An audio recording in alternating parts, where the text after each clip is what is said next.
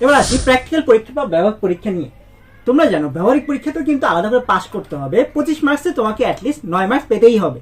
তাহলে ব্যবহারিক পরীক্ষার ক্ষেত্রে যা অবশ্যই করতে হবে, তোমরা জানো কভার পেজ বা প্রথম পেজে, প্রত্যেকটা ব্যবহারিক খাতার প্রথম পেজে তোমরা চেষ্টা করবে মোলাট লাগাতে, অথবা এক্সট্রা একটা ছোট কাগজে অ্যাটলিস্ট নাম, এসএসসি পরীক্ষার রোল, রেজিস্ট্রেশন নাম্বার, ডিভিশন বা বিভাগ, সায়েন্স, কমার্স নাকি আর্টস, আর সাবজেক্টে লিখবা কোন সাবজেক্টে প্র্যাকটিক্যাল খাতা এটা।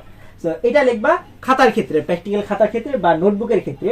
আর তোমাদের যে সেন্টারে পরীক্ষা গার্ড পড়ুক না কেন বা পরীক্ষা হোক না কেন, সেই সেন্টারে টিচারদের সাথে অনেক ভালো ব্যবহার করার চেষ্টা করবা।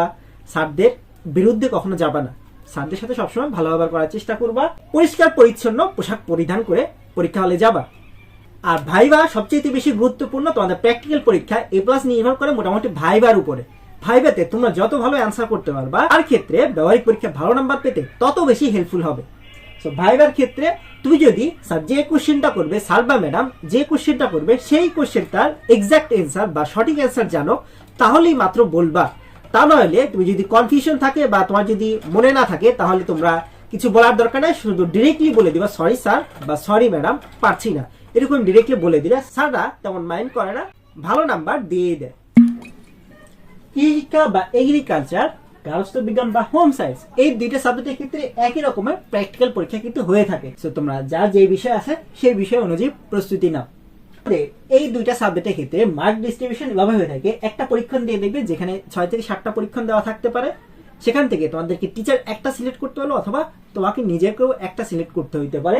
সেখান থেকে তুমি 15 মার্ক থাকবে ওখানে, এবং তোমরা যে পরীক্ষণটা করবা সেখান থেকে ফলাফল উপস্থাপন করতে হবে। এটাতে হচ্ছে 5 মার্ক, এই টোটাল 20 মার্ক। এবং মৌখিক পরীক্ষা থাকবে 5 মার্ক। এবং তোমাদের যে প্র্যাকটিক্যাল বা ব্যবহারিক খাতাটা ছিল সেখানে কোনো মার্ক নেই, কিন্তু অবশ্যই খাতাটা দেখাতে হবে, তাহলে কিন্তু মার্ক কম দিয়ে দিবে। সো এই হলো টোটাল 25 মার্ক। তোমাদের ক্ষেত্রে মৌখিক পরীক্ষার ক্ষেত্রে যে কোশ্চেনগুলো দিয়ে দিবে, তোমাদের প্র্যাকটিক্যাল খাতায় যে টপিকগুলো লিখেছিলা সেই টপিকগুলো রিলেটেড ছোটখাটো কোশ্চেনগুলো তোমাকে জিজ্ঞাসা করতে বলতে পারে। আমরা একটু শিক্ষার জন্য নমুনা পরীক্ষণে কোশ্চেনগুলো একটু দেখে নেই। এই কোশ্চেনগুলো থেকে নর্মালি তোমাদের এসএসসি পরীক্ষা চলে আসে।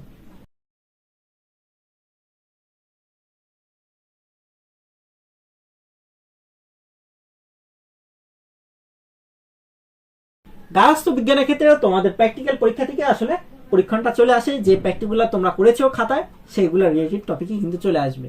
তো তোমরা এইভাবে প্রিপারেশন নাও।